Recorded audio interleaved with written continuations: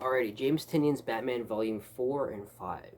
Now, I've been on record saying that I've absolutely loved the first three volumes from this Batman run. Like, they're like 9, 10 out of 10. They're almost perfect. These two, they're not as high as those three, but they're still pretty great. They're still pretty good. Quite frankly, I read both of these like 3, 4 weeks. Like I read this one like a month ago, and this one I read like 2 weeks ago. So I don't really remember everything that happened, but I do remember really enjoying it, really liking it. Just not as much as those first three. Those first three were great. I'm still very excited to read Volume 6, The Abyss. Very excited. But these ones were pretty good. I quite enjoyed them. I feel like the whole Fear State Scarecrow, I think it went just a bit too long. Just a bit too long. And honestly, I love the Clown Killer and I love the ghost, his friend, the ghost guy. I kind of wish they were in this more, to be honest. I kind of do. Also, I kind of wish Punchline was in it more. I really did like Punchline. I think Harley Quinn was great in this series. A complaint I did have, especially with Volume 5, is we get a whole Poison Ivy subplot because in, I think it was Warren Jokes and Riddles or some place in Tom's King's run, she was kind of wiling out.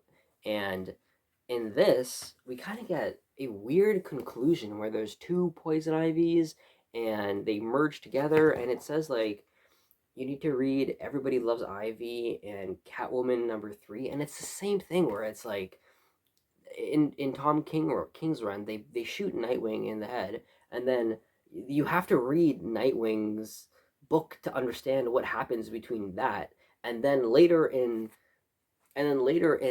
this run, Nightwing comes back and they give him his suit, and it's like, okay, well, you shot him in the head in Batman, you give him his suit in Batman, but the whole A to Z story, that's in another book. And I feel like it's the same thing with this, where you have Poison Ivy started off her journey in Batman, and now she kind of ends it with merging into other Poison Ivy, but you don't really understand what happens between that because it's in a different book. So it's like, what's even the point of concluding it in this book? Why'd you conclude it in a Poison Ivy series? I don't know.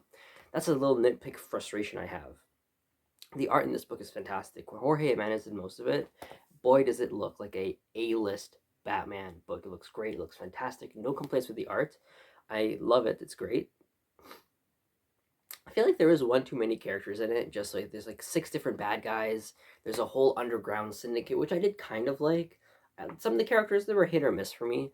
But I kind of wish we could just replace those characters and keep Clown Face, keep Clown Killer, Ghost Face, Ghost Maker, whatever the hell their names are. I really love those characters. I can't stress it enough how much I love those characters.